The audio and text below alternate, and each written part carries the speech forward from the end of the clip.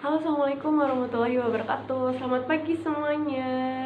Kembali lagi bersama Ibu Monika Krisna Ayunda.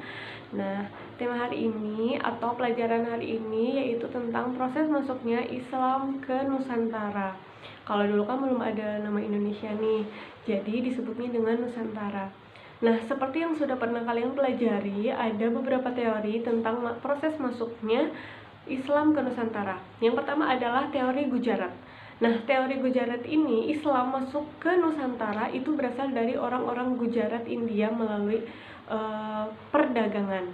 Lalu kemudian mereka masuk sekitar abad ke-13 Masehi. Nah, para pedagang Gujarat ini masuk ke Nusantara sembari menyebarkan agama Islam. Apa sih buktinya? Buktinya yaitu ditemukannya nisan Sultan Malik Al-Saleh yang bentuk nisannya itu sama dengan orang-orang Gujarat di India. Kemudian yang kedua yaitu adalah Islam itu berasal dari Persia. Husain Djajadiningrat menyatakan bahwa Islam masuk ke Indonesia itu berasal dari Persia atau sekarang itu disebut dengan Iran. Nah, pendapatnya ini disamakan atau atas dasar budaya dan tradisi orang-orang Persia dulu dengan kita yang ada di sini, yaitu budaya tradisi 10 Muharram atau disebut dengan Asyura. Yang ketiga, teori berasal atau teori Arab. Nah, Islam masuk ke Nusantara itu katanya masuk dari Arab atau berasal dari Arab, atau berasal dari Arab Mesir. Nah, Buya Hamka ini menyatakan bahwa Islam berasal dari Arab atau Mesir. Itu dibawa oleh para musafir yang datang ke Nusantara. Nah, dibuktikan dengan salah satunya yaitu persamaan mazhab Syafi'i sama dengan mazhab yang ada di Indonesia, karena masyarakat Mesir itu mayoritasnya bermazhab Syafi'i sama dengan di Indonesia atau di Nusantara. Terus kemudian yang terakhir yaitu adalah teori dari China. Nah, menurut teori ini, Islam masuk ke Nusantara itu melalui para muslim yang ada di Cina ketika mereka ke Indonesia atau ke Nusantara. Next. Nah, ada beberapa kerajaan Islam yang ada di Nusantara ini. Pertama yaitu adalah Kesultanan Perlak. Oh ya, kalian harus tahu dong perbedaan kesultanan sama kerajaan. Nah, menurut KBBI ini, kalau kesultanan ini biasanya disebutkan atau untuk kerajaan-kerajaan Islam yang ada di Nusantara aja. Jadi biasanya dipimpinnya itu sama seorang sultan, atau sultan ini kan bisa disebut dengan raja. Ya, jadi kalau kesultanan itu biasanya mereka yang ada hubungannya dengan Kesultanan Turki Utsmani. Lalu pertama, Ibu bakalan ngejelasin tentang Kesultanan Perlak. Nah, Kesultanan Perlak ini adalah menurut beberapa sumber kerajaan Islam pertama yang ada di Indonesia. Jadi memang banyak banget belum banyak bukti yang menyebutkan tentang kerajaan Perlak ini. Makanya di sini Ibu harus menyampaikan bahwa Kesultanan Perlak ini adalah kerajaan pertama Islam di Indonesia atau di Nusantara. Nah, Perlak ini adalah suatu daerah yang ada di Aceh bagian timur. Yang Perlak ini artinya adalah kayu, karena di sana itu banyak banget kayu-kayu. Nah, sultan pertama dari kerajaan Perlak ini adalah Sultan Alaidin Syah Maulana Abdul Aziz Shah ya. Nah, ini tuh Kesultanan Perlak ini beraliran Syiah. Nah, ini juga keturunan Arab yang menikah dengan penduduk setempat. Jadi biasanya kan ada pedagang tuh dari Arab yang menikah dengan penduduk setempat, si pedagang dari Arab ini. Terus kemudian mereka mendirikan sebuah kerajaan Perlak pada tanggal 1 Muharram 225 Hijriah atau 840 Masehi. Nah, yaitu mengubah ibu kota kerajaan yang tadinya Bandar Perlak menjadi Bandar Khalifah.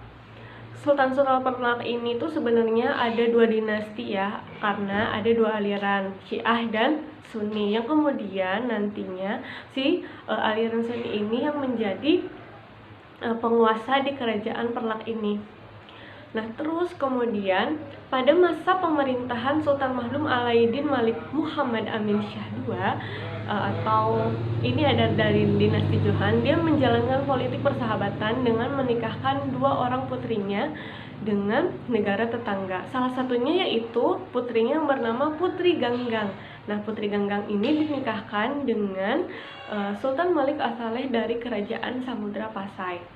Terus kemudian pada masa pemerintahan Sultan ke-18, Sultan Mahdum Alaidin Malik Abdul Shah Johan, kerajaan Perlak ini berakhir karena beliau meninggal. Terus kemudian Perlak ini disatukan dengan kerajaan Samudra Pasai ya pada masa pemerintahan Sultan yang kedua, yaitu Sultan Muhammad Malik Al-Zahir putra Al-Malik Al-Saleh. Seperti itu.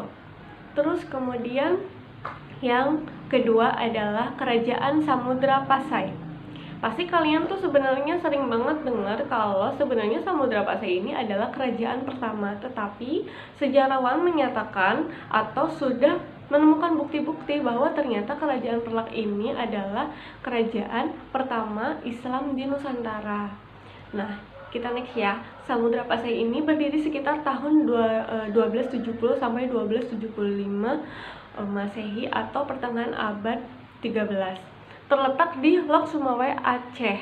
Terus kemudian sultan pertamanya bernama Sultan Malik Al-Saleh, yang sebelumnya dia itu cuman kayak sejenis kabupaten aja ya, atau dia sebagai bupati, atau di sana itu disebut dengan kepala gampong samudra bernama Marasilu. Jadi Sultan Malik As-Saleh sebelum masuk ke Islam itu namanya Marasilu. Nah, setelah masuk ke Islam itu bernama Sultan Malik Al-Saleh. Terus kemudian pada masa pemerintahan Sultan Malik As-Saleh, pasti kalian udah pernah denger dong tadi pas di kerajaan Perlak, Sultan Malik As-Saleh ini menikah dengan putra Gangga dari kerajaan Perlak. Nah, kerajaan Pasai ini mempunyai hubungan dengan Cina pada masa pemerintahan Sultan Malik As-Saleh, yaitu dengan dinasti Yuan. Terus kemudian menurut Tommy Pires, Samudra Pasai mendapatkan masa kejayaan pada awal abad ke-16. Samudra Pasai ini selalu mengadakan persahabatan dengan Malaka dan diperkuat dengan pernikahan. Karena biasanya dengan melalui pernikahan ini, kedua kerajaan itu bakalan semakin erat. Nah, terus barang komoditas yang diperdagangkan pada Samudra Pasai yaitu lada, sutra, dan kapur barus. Nah, penghasil pendapatan lainnya yaitu mengambil pajak dari ekspor impor. Terus mereka menganut agama Islam yang bermazhab Syafi'i. Hal ini disampaikan oleh Marco Polo dan Ibnu Battuta.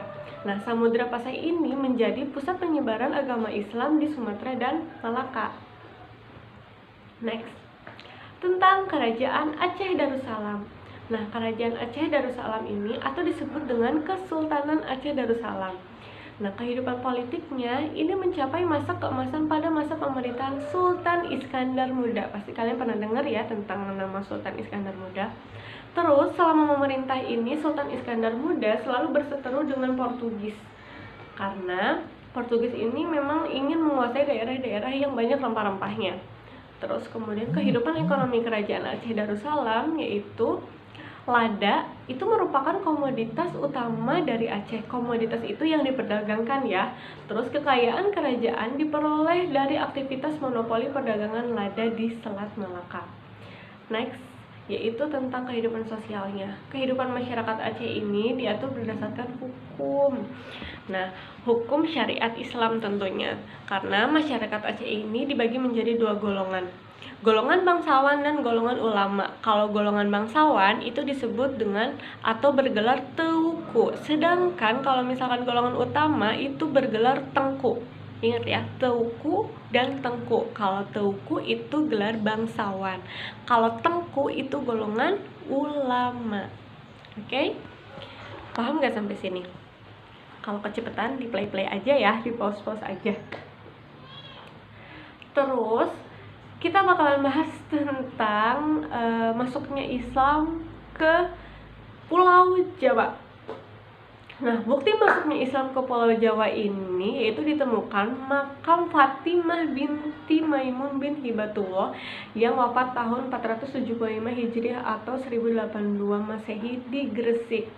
Nah, diperkirakan si Fatimah ini atau almarhumah Fatimah ini merupakan keturunan Hibatullah, salah satu dinasti di Persia.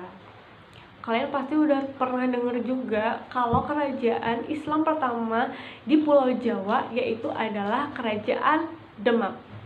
Nah, Kerajaan Demak ini berdiri itu tidak lama dari beruntuhnya Kerajaan Majapahit. Makanya ada istilah Candra Sengkala atau Sirna Ilang Kertaning Bumi yang berarti tahun 1400 Saka. Nah, jadi kerajaan Demak ini ada setelah tidak lama dari Kerajaan Majapahit ini runtuh. Nah, raja pertama dari Kerajaan Demak adalah Raden Fatah pada tahun 1500 sampai dengan 1518 yang bergelar Sultan Alam Akbar Al-Fatah. Tadi Ibu udah bilang ya kalau misalnya kerajaan Islam di Nusantara itu pasti gelarnya kebanyakan sultan. Terus beberapa sumber mengatakan bahwa sebenarnya Raden Fatah ini merupakan keturunan terakhir dari Majapahit, yaitu dari Raja Brawijaya yang kelima. Nah, terus pada masa pemerintahan Raden Fatah ini, Demak memiliki daerah pertanian yang luas sebagai penghasil bahan makanan, terutama beras. Menjadi kerajaan maritim karena letaknya di jalur perdagangan antara Malaka dan Maluku. Malaka tahu ya, di Malaysia dan di Maluku. Jadi alurnya dari sana, dari Aceh terus ke Maluku. Nah, makanya kerajaan Demak ini disebut juga sebagai kerajaan agraris dan maritim. Agraris dari pertaniannya, maritim dari perdagangan lautnya. Terus kemudian barang yang diekspor oleh Demak yaitu beras, lilin, dan madu. Nah, itu dikirim ke Malaka, Maluku, dan Samudra Pasai. Terus kemudian wilayah yang dikuasai pada masa Raden Fatah yaitu meliputi Jepara, terus kemudian ada Tuban, Sedayu, Palembang, Jambi, dan beberapa di Kalimantan, kemudian juga beberapa di bagian Jawa Tengah dan di Jawa Timur. Nah, mereka juga mengakui kedaulatan Demak. Terus, kerajaan Demak ini menjadi pusat penyebaran agama Islam kepada penduduk Jawa, itu atas bantuan Wali Songo. Nah, selanjutnya yaitu adalah masa pemerintahan Adipati Unus atau Pangeran Muhammad Yunus. Pada masa pemerintahan Adipati Yunus ini, penyerangan terhadap Semenanjung Malaka ini dilakukan. Jadi terkenalnya dengan penyerangan terhadap Portugis di sana. Nah, terus menambah kekuatan militernya itu dengan menggabungkan kekuatan dari Demak, Jepara, dan Palembang. Selanjutnya pada masa pemerintahan Sultan Trenggana. Nah, pada masa pemerintahan Sultan Trenggana ini, Demak mencapai masa kejayaan. Daerah kekuasaannya itu meliputi Jawa Tengah, Jawa Barat. Jawa Baratnya itu yaitu adalah Banten, Jayakarta, dan Cirebon, dan sebagian Jawa Timur. Pada masa pemerintahan Sultan Trenggana ini, Demak itu mempunyai panglima perang yang bernama Fatahillah. Orang Portugis itu menyebutnya dengan Falatehan. Nah, terus kemudian si Fatahillah ini mempunyai tugas dari Sultan Trenggana untuk menguasai pelabuhan Sunda Kelapa atau Jayakarta dari tangan Kerajaan Pajajaran. Nah, akhirnya si Falatehan atau Fatahillah ini berhasil menguasai Sunda Kelapa dari tangan Pajajaran. Padahal Portugis juga dia ingin menguasai, tetapi atas dasar si Fatahillah ini dia ini sangat-sangat bisa menguasai, dan akhirnya Portugis bisa dikalahkan dan mampu memukul mundur musuh. Terus kemudian setelah Sultan Trenggana ini meninggal dunia, karena Sultan Trenggana ini pernah sakit ya, dan sakitnya itu tidak bisa ditolong, akhirnya Sultan Trenggana ini meninggal. Nah, terus kemudian tahta kerajaan diberikan pada anaknya yang bernama Susuhunan Prawoto. Nah, ketika Sultan Trenggana ini meninggal, akhirnya kerajaan Demak mulai perlahan mundur. Kemudian nanti ada perbedaan politik dan kemudian mengakibatkan Sultan Demak ini menjadi runtuh, dan nanti bakalan dilanjutkan atau munculnya kerajaan Pajang. Nanti kita next di minggu depan, kayaknya udah terlalu banyak. Mudah-mudahan kalian paham. Kalian nanti bisa di next stop ya kalau ibu kecepatan. Terima kasih, nanti minggu depan kita kuis. Oke? Terima kasih hari ini. Assalamualaikum warahmatullahi wabarakatuh. Jangan lupa link absennya di bawah di kolom deskripsi ya.